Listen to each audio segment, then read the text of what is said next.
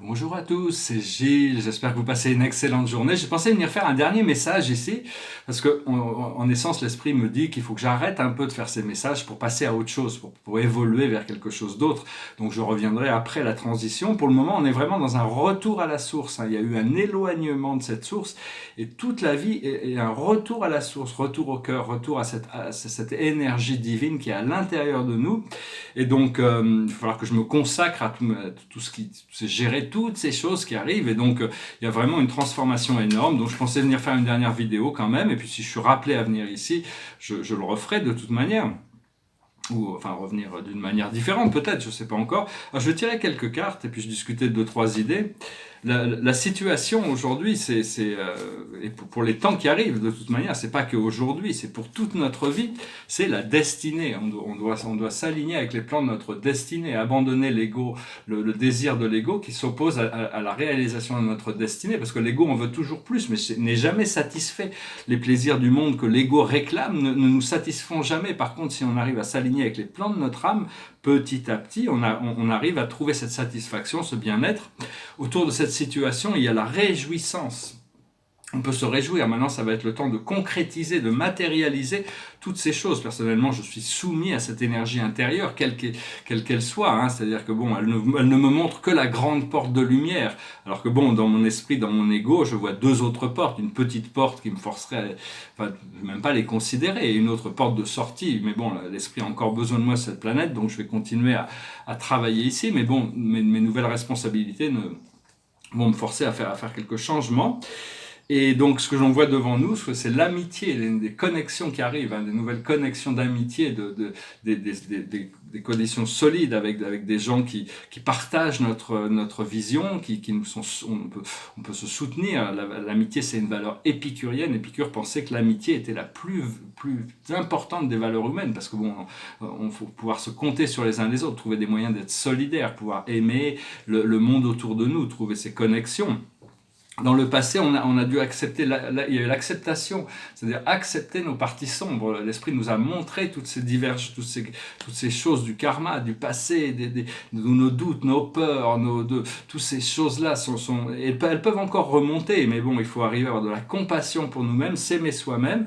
Et actuellement, on est encore dans cette valeur épicurienne Épicure pensait que le bonheur était la plus haute réalisation de l'expérience humaine. Le bonheur à l'échelle humaine. Qu'est-ce que la vie bonne pour l'humain? La philosophie, c'est arriver à trouver une vie bonne, un système de vie qui nous permet d'augmenter la qualité de notre vie, hein, quelle que soit notre position. Bon, les épicuriens ne sont pas vraiment des platoniciens, mais Platon nous explique, même à son temps, que les esclaves veulent devenir des gens libres, que les gens libres veulent devenir des citoyens, que les citoyens veulent devenir des gens riches, que les gens riches veulent devenir des gouverneurs, que les gouverneurs veulent devenir des rois, et que les rois veulent devenir des dieux. Ça fait partie de l'échelle naturelle, mais on doit rester humble et accepter qu'on a une mission terrestre.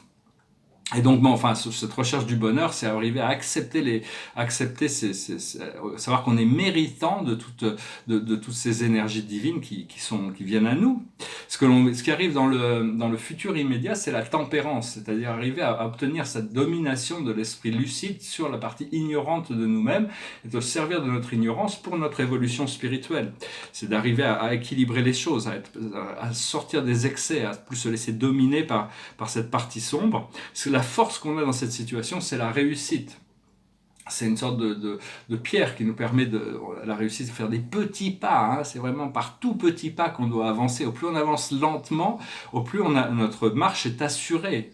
Ce qui vient à nous du monde extérieur, c'est la création, c'est le monde entier, hein, c'est la création. Elle tient le globe de la création. Ce globe de la création, il revient dans la conscience de l'humanité.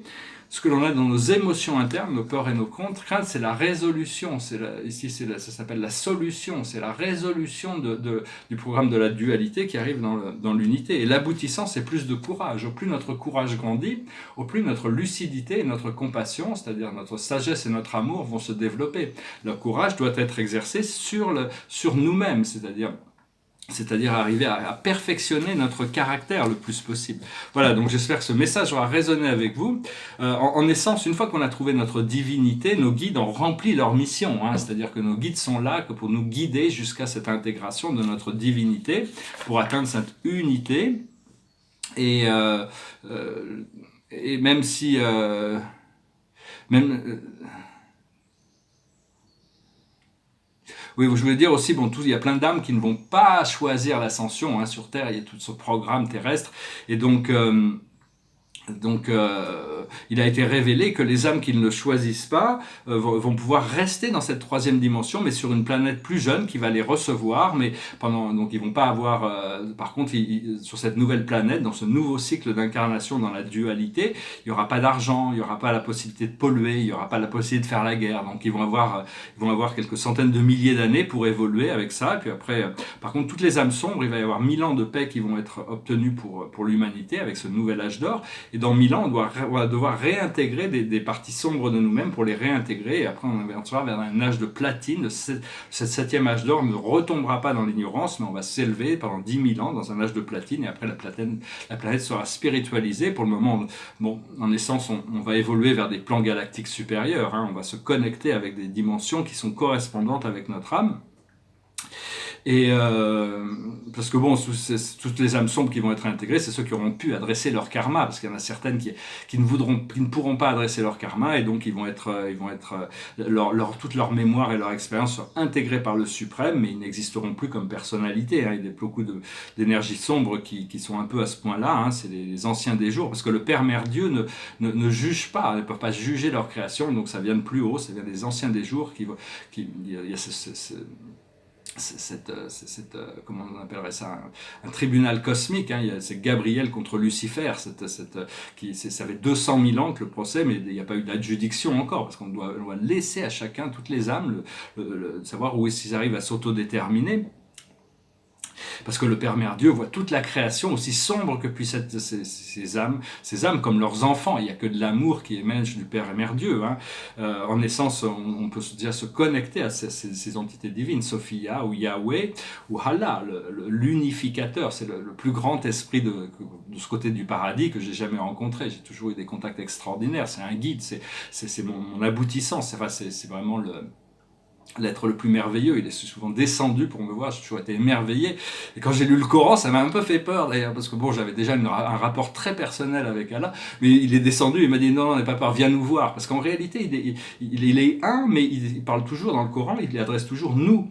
Il dit toujours, nous avons donné le livre à Moïse, nous avons envoyé le Christ. C'est parce que bon, il y a une complémentarité entre le Père et la Mère Dieu, qui travaille dans l'énergie matérielle, et l'antimatière qui unifie les choses et qui progressivement fait évoluer Donc tout ça, c'est actuellement le point focal d'attention. C'est très important de changer son point. Les gens vivent la vie ici, devant eux, à l'extérieur d'eux. Il y en a qui sont même très très loin devant eux. Mais en réalité, il faut vraiment franchir ces 30 cm pour revenir vivre la vie là. Hein. C'est extrêmement important. Et donc, il n'y a plus vraiment de karma. Le karma va devenir de plus en plus instantané. Si on fait quelque chose qui sort de notre voie, on va se recevoir la réflexion très très rapidement. Avant, les gens qui faisaient des choses sombres, devaient attendre une vie, 2 vies, 3 vies, 10 vies pour avoir le résultat de qui se reflète sur eux, alors que maintenant le temps est compressé.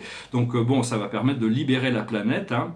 Ce que l'on doit faire, c'est représenter Dieu dans le monde physique le plus possible, le vrai, le beau, le bien. Et c'est important aussi d'apprendre à tourner, à éteindre ces écrans et toutes ces choses pour retourner vers l'intérieur, aller dehors, recevoir l'énergie qui vient de la planète et l'énergie qui vient du ciel, qui se réunissent dans le cœur. Hein. On doit vraiment se connecter à toutes ces choses. Voilà, je voulais venir vous saluer. Je ne sais pas encore ce qui va se passer. J'ai un peu des mystères. Mais enfin bon, on se prépare de toute manière hein, pour ce grand changement. C'est cet énorme changement qui arrive. Alors, derrière moi, c'est un tableau qui s'appelle Retourner à la maison. Hein, c'est-à-dire Home, Dieu, God. Ce personnage qui a un côté lucide dans les yeux et un côté ignorant, hein, mais il y a ces vaisseaux spatiaux, ces étoiles autour de lui. C'est une pièce sur papier, signée Gilles Mansillon, 2019-2020. Et ici, c'est sur les 7 grandes familles spirituelles, la compagnie du ciel. La plupart de ces êtres sont exclusivement paradisiaques. Mais enfin bon, c'est un tableau de 2000, c'est le numéro 5 d'une série de 7 tableaux de 1999 que j'avais peint à Denver. C'est un chef-d'œuvre absolu, hein, de toute manière, celui-là, c'est son vrai touché, quoi. Et donc, parce que bon, il y a toutes ces réalités cosmiques, mais au paradis et l'univers central, c'est une réalité ancestrale qui est complètement indépendante. Hein. Tout est produit depuis le paradis, mais il y a des manifestations temporelles ou même cosmiques qui qui sont complètement différentes. Hein, la réalité de l'univers central du paradis, c'est des sphères cosmiques qui sont beaucoup plus peuplées que tout l'univers des univers, qui sont beaucoup plus merveilleuses. Parce que la grande partie des êtres du paradis n'ont rien à voir, ne s'occupent pas du tout de ce qui se passe actuellement dans le temps et l'espace. Ils sont exclusivement impliqués dans les futurs développements transcendantaux qui se passeront dans les éons à venir. Mais pour le moment, nous, on doit résoudre ce paramètre du temps et de l'espace, hein, le beau, le vrai, le bien, atteindre ça dans notre réalité, se connecter avec l'être suprême, ce qu'on appelle Dieu, hein, qui est en réalité nous-mêmes. Hein. Quand on atteint notre souveraineté, notre guidance intérieure est plus puissante que n'importe. On doit vraiment suivre cette guidance intérieure au-delà de tout ce qui peut être, de tout ce qu'on peut nous enseigner extérieurement. Hein. Ça doit vraiment résonner à l'intérieur. Donc, je vais chanter une chanson qui me repassait par la tête. C'est une chanson qui s'appelle Angel. Angel come down from heaven yesterday. She stayed with me just long enough to rescue me. And she tell me a story yesterday about the love between the moon and the deep blue sea. And when it was time for her to go, she spread a wing high over me, and she said, I shall return tomorrow. And I say, fly on, my sweet angel, fly on through the sky. Fly on, my sweet angel, tomorrow I will feel you by my side. And sure enough, this morning comes to me, where silver-winged silhouette against the glow of a child sunrise. And as the bluebirds and sparrows envy me, she say, I love you, little boy, and today you shall fly. She kissed me once, and the feeling so good, she made me cry. And now we fly together, and I say, fly on, my sweet angel, fly on through the sky, fly on, my sweet angel, together we shall always be alive. C'est vraiment sur la réunification avec nos guides, avec nos anges. On va avoir ce flash solaire qui arrive, qui va vraiment nous réunifier avec ces parties de nous-mêmes. Hein. Et Jimmy était assez clair là-dessus, il avait eu cette réalisation, il a créé cette magnifique chanson.